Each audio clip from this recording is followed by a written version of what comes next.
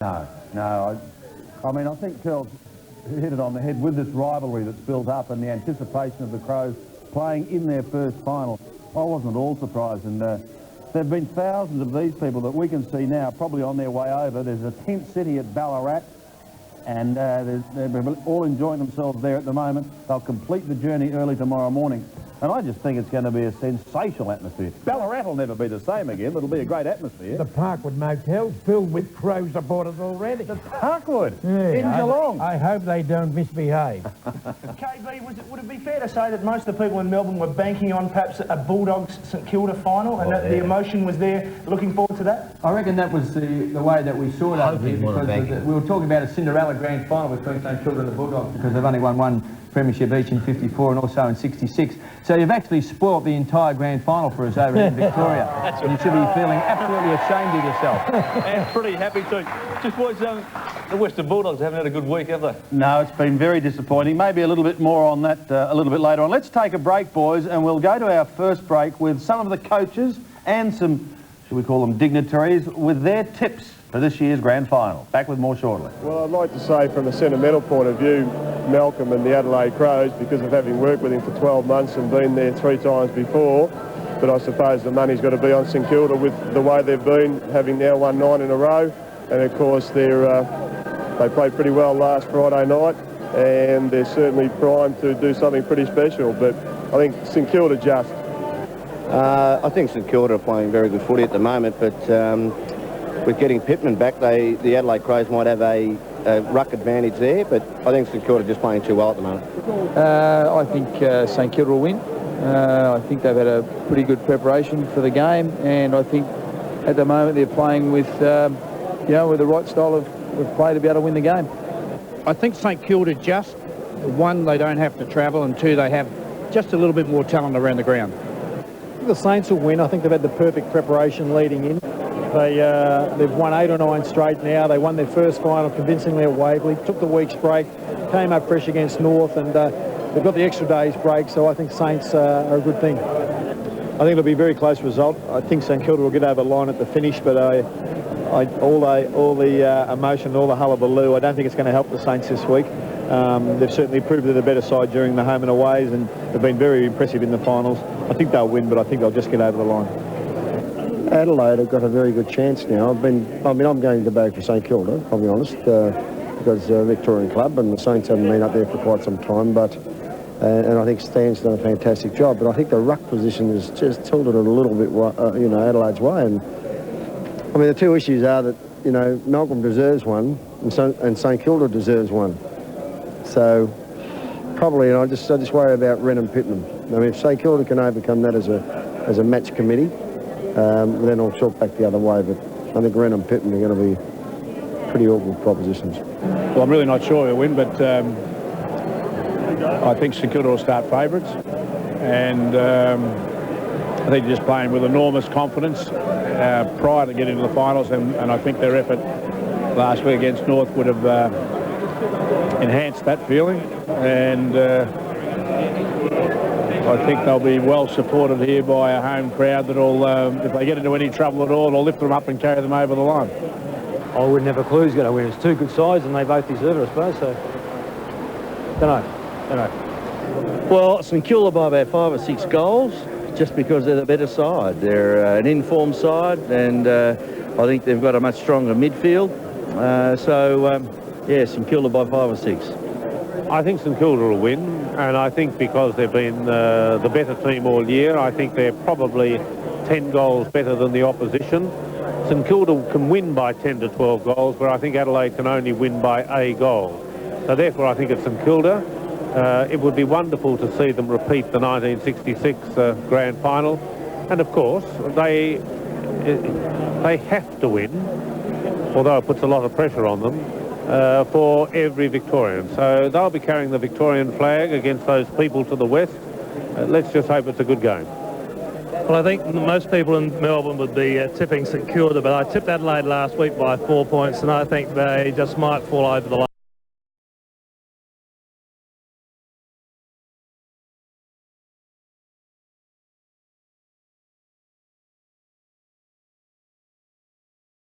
Friday as a new coach at the helm, and the Crows came out firing.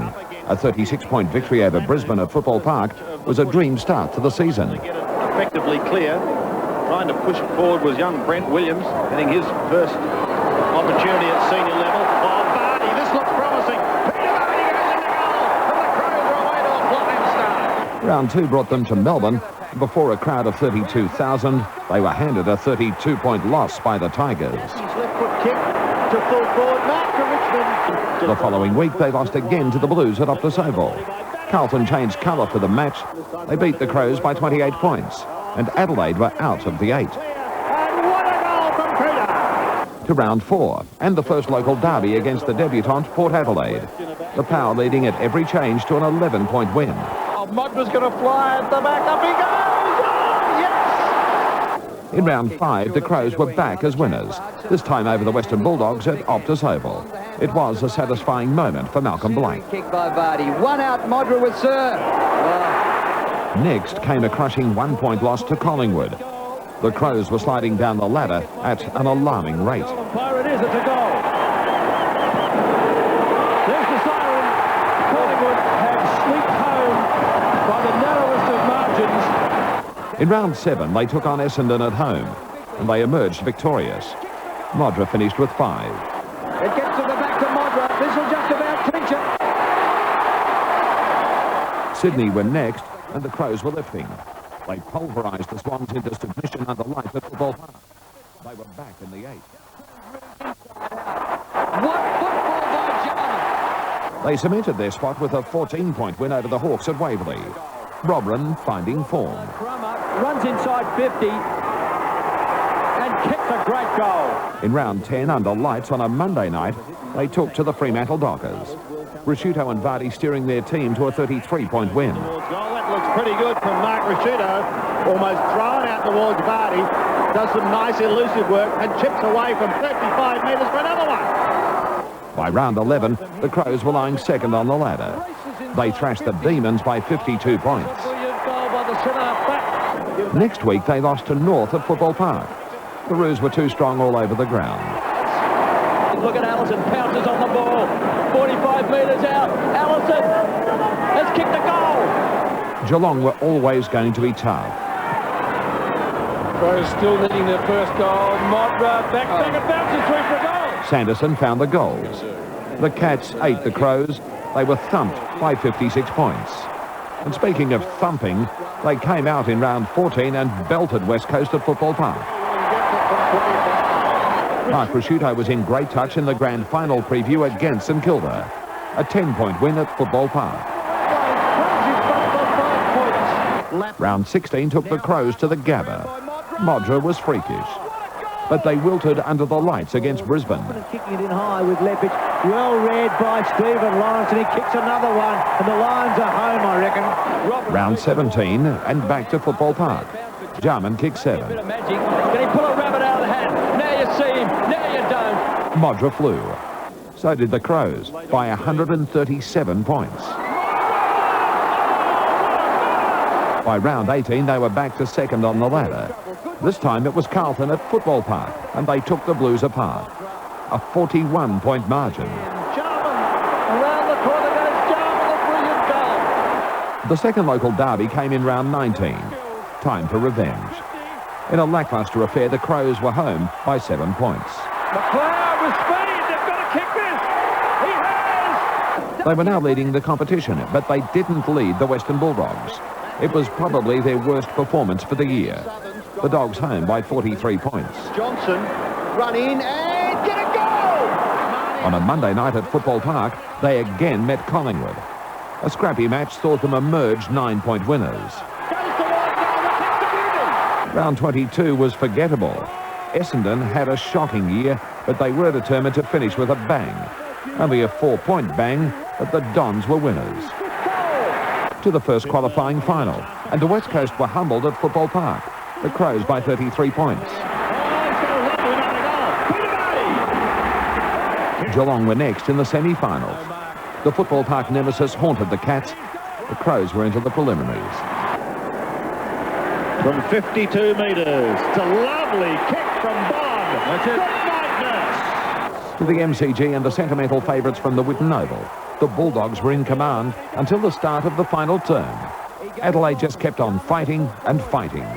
A 2-point win was just enough. He looked like he might have been held. No free kick. Chance for Smart. A fumble. He's got it. Smart kicks a goal. Here come the Crows. Crows are in the grand final. Take us away. Yes. And there we've got our... Oh, well, that was some great highlights, and our director having a bit of a chat to us all there, and Mal, he does a great job, Mal Orr. That's a great highlight there, Sam. Yes, you do, Mal. We can still hear you if you've got the key, please. No, you've still got it. Let's go to Adelaide. Let's go to Adelaide, because on a serious note, Mark Ricciuto has sat there and he's watched these highlights, and he's sitting amongst all these streamers and balloons. And Mark, how are you feeling, mate? Oh, I'm right. I think the boys will go pretty well on Saturday, so if they can win, you know, it'll be disappointing I'm not there, but still be good to see that the club's won a premiership. Mark, watching all those highlights there, which game was the one that really turned the corner for you? Was it the one when you got beaten against Port Power early? Yeah, I have to agree with you there. I think a few boys got a bit of a rude shock that day, and well, obviously we didn't have our best side that day by any means, but we didn't play very well either, and you know, after that game, a few boys had a good look at themselves, and after that, we started playing some real good footy. Mark, congratulations on the way that you polled in the Brownlow medal. We all know that you've got, you know, your groin problems. At what stage of the season did you actually have your groin situation? It was building up gradually from just before the state game, but when we played Brisbane up there, it was the first time it, you know, it really started restricting me in footy. Curls, let's talk about Adelaide's chances in this game, real chances. Are you, like many others, particularly over here in Victoria, believe that he gave them away last week? He didn't give them away. Well, he was a bit... Yeah, I know he's a bit puffed. I tipped them beautifully. It all revolves around number 52, Mr. Wren? No. Sean will do his job, which is to try and control the ruck work, but I don't think a lot of people in Victoria quite realise how many good players are in this Crows team. Oh, please. Is that you again, KB? Yes, you've upset him again. What's that on your head, Curls? I've been trying to put a drill in your head to find a brain or something. At least I don't have to wear a cap, you little snoot. Hey! You little snoot. Graham, you've got a great many runners from the half-back line or from the back line.